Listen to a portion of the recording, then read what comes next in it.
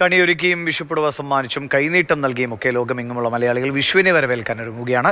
കൊന്നപ്പൂവും കണിവെള്ളരിയും പടക്കവും ഒക്കെ വാങ്ങി വിഷുവിനെ കളറാക്കാനുള്ള അവസാനവട്ട പരക്കം പാച്ചിലാണ് മലയാളികൾ. വിഷുക്കണി കാണാൻ മണിക്കൂറുകൾ മാത്രം ബാക്കിയുള്ളപ്പോൾ വിപണികളിലും വലിയ തിരക്ക് കാണാം.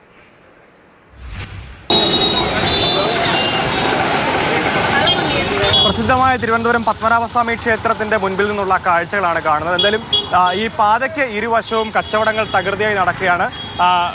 പ്രധാനമായിട്ട് ഈ വിഷു കണിക്കൊന്നയും കണിവെള്ളരിയും അതേപോലെ തന്നെ ശ്രീകൃഷ്ണ വിഗ്രഹങ്ങളും ഒക്കെ വാങ്ങാനുള്ള വലിയ തിരക്ക് നമ്മൾ ഈ പ്രദേശത്ത് കാണാവുന്നതാണ്. എന്തായാലും ഇവിടെ ഈ ചില കടകളിലൊക്കെ കണിക്കൊന്നയും അതേപോലെ തന്നെ കോംബോയായി വിൽപ്പനയുണ്ട്. ചില ഫലവസ്തുക്കളും ഒക്കെ ചേർന്നുള്ള ഒരു വിൽപ്പനയാണ് ഇവിടെ നടക്കുന്നത്. നമ്മൾ ഈ കാണുന്ന നീലകൃഷ്ണന്മാർക്ക് നടുക്കായിട്ട് ഒരു കറുത്ത കൃഷ്ണൻ, അത് കുറേയേറെ കാലങ്ങൾക്ക് ശേഷമാണ് ഈ വിഗ്രഹങ്ങൾക്കകത്ത് ഞാനൊരു കറുത്ത കൃഷ്ണനെ കൂടെ കാണുന്നത്. ഒരു കാർമുകിൽ വർണ്ണൻ കൂടെ ഉണ്ട്, അങ്ങ് മാറിയാണ് ഇരിക്കുന്നത് എന്നുള്ളതേ ഉള്ളൂ. എന്തായാലും വലിയ തിരക്ക് ഇവിടെ ഈ ആഘോഷങ്ങളുടെ ഭാഗമായി നാളെ കണി ഒരുക്കാൻ വേണ്ടി വലിയ തിരക്ക് ഈ പ്രദേശത്ത് അനുഭവപ്പെടുന്നുണ്ട്. ചില കൗതുകകരമായിട്ടുള്ള ചില വിശേഷങ്ങൾ കൂടെ ഉണ്ട്. ഒരുപാട് ഈ പഴവർഗ്ഗങ്ങൾ ഫലവർഗ്ഗങ്ങളൊക്കെ ഉണ്ട്. അതോടൊപ്പം തന്നെ കണിക്കൊന്നയും ഒക്കെ ചേർത്ത് ഒരു വിലയിട്ട് ഒറ്റ തുകയ്ക്ക് വിൽക്കുന്ന ഒരു ഇടപാടുണ്ട്. ചേട്ടാ, ഇത് എത്ര രൂപയാണ്? ഒരു 6 ഐറ്റം 100 എന്ന് പറയും. 6 ഐറ്റം എന്ന് പറയുമ്പോൾ എന്തൊക്കെയുണ്ട് അതിനകത്ത്? ചക്കയുണ്ടാവും, ചക്കയുണ്ട്, പൈനാപ്പിൾ ഉണ്ട്, അയണിച്ചക്കയുണ്ട്, പിന്നെ കശുവണ്ടിയുണ്ട്, മാങ്ങയുണ്ട്, പൂവുണ്ട്. പൂ ഇത്രയും പൂവാണുള്ളത് അല്ലേ? ഇത്രയും പൂവും ഒരു പിടി പൂ. അങ്ങനെ ഒരു പിടി പൂവും അതേപോലെ തന്നെ 5 ഐറ്റങ്ങൾ കൂടെ ചേർത്താണ് 100 രൂപ.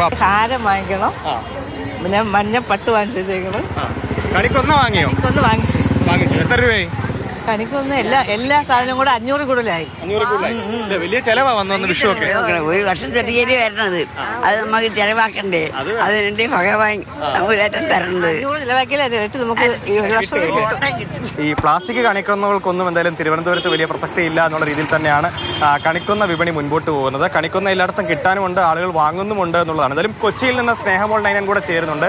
അവിടുത്തെ കച്ചവടം എങ്ങനെയാണ് മുൻപോട്ട് പോകുന്നത് സ്നേഹ പറയും. ഏത് ആഘോഷമുണ്ടായാലും കൊച്ചിക്കാര് ആദ്യം ഓടിയെത്തുന്നത് ബ്രോഡ്വേയിലേക്കായിരിക്കും. അതിന് പ്രധാന കാരണമെന്ന് പറയുന്നത് വിലക്കുറവിൽ സാധനങ്ങൾ കിട്ടും. അതുകൊണ്ട് തന്നെയാണ് ഈ വിഷുവിന്റെ തലേദിവസമായ ഇന്ന് നിരവധി പേരാണ് ഇവിടെ കണിയൊരുക്കാൻ ആവശ്യമായ സാധനങ്ങളൊക്കെ ആയിട്ട് ഇവിടെ വാങ്ങാനായിട്ട് എത്തിയിരിക്കുന്നത്. കുറച്ച് പഴവർഗ്ഗങ്ങളൊക്കെ കണിയൊരുക്കാനായിട്ട് വെച്ചിട്ടുണ്ട്. 150 രൂപയാണ് ഒരു പാത്രം പഴങ്ങൾക്ക് ഉള്ളത്. ചേട്ടാ, എങ്ങനെയാണ് ആളുകളൊക്കെ നല്ല തിരക്കുണ്ട്.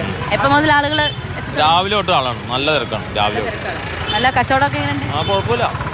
ഞാൻ കോഴിക്കോട്ടെ മാനാഞ്ചിറയിലുള്ള SM സ്ട്രീറ്റിലാണ് ഇപ്പോൾ ഉള്ളത്. നമുക്കറിയാം ഇവിടെ ഈ ക്രൗഡ് ആ രീതിയിൽ തന്നെ നമുക്ക് കാണാൻ കഴിയുന്നുണ്ട്. കുറെ ആളുകളൊക്കെ വരുന്നുണ്ടോ? അവസാന ഒട്ടപ്പാച്ചിലൊക്കെയാണ് എല്ലാവരും. അവസാനഘട്ടമാണ്. ഇതുവരെ കുഴപ്പമില്ല, ഉഷാറായിട്ട് കച്ചവടം നടന്നുണ്ട്. നല്ല തിരക്കാണ്. കന്നഡയൊക്കെ വെച്ചാല് ആളുകൾ ഇങ്ങോട്ടേക്ക് എത്തൂലേ? അല്ല, നമ്മളിങ്ങനെ കന്നഡ ഒരു വെറൈറ്റിക്ക് വേണ്ടി വെച്ചതാണ്.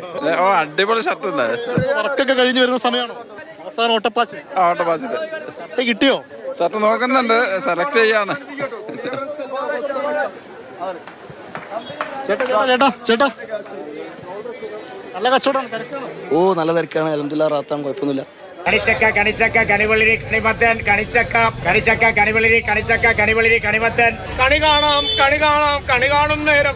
അങ്ങനെ മലയാളി നാളെ ഇത്തരത്തിൽ നിരവധി കൃഷ്ണന്മാരെ കണി കണ്ട് ഉണരുകയാണ്. അതിന്റെ മുന്നോടിയായിട്ടുള്ള തിരക്കുകളാണ് നമ്മൾ കൊച്ചിയിൽ നിന്നും കോഴിക്കോട് നിന്നും കണ്ടത്. ക്യാമറമാൻ പോകുന്ന മാതൃഭൂമി.